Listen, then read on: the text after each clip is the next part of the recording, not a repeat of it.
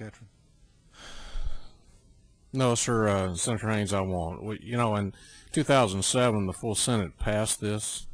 Um, and in 2008, the U.S. Supreme Court ruled, and it was upheld in Marion County versus Indiana, that it is constitutional.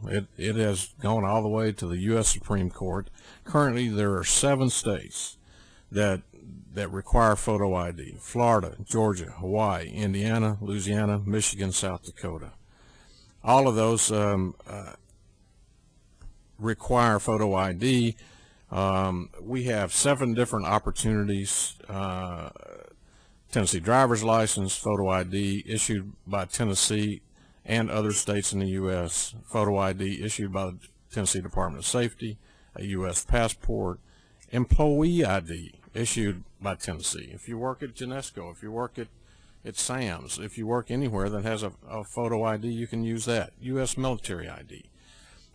In 2013, the Real ID Act goes into effect, which is going to be federal for everyone, that they have to carry an ID. And my attempt here is to protect and purify the ballot.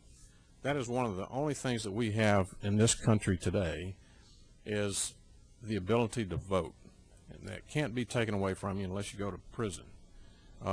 So I feel very strongly about that. And for any person who cheats and votes a convicted felon or a dead person and takes away the right of me or you or anyone else who votes, you have been disenfranchised by that person voting, because you went and did it correctly and that other person took your vote away, and that's wrong.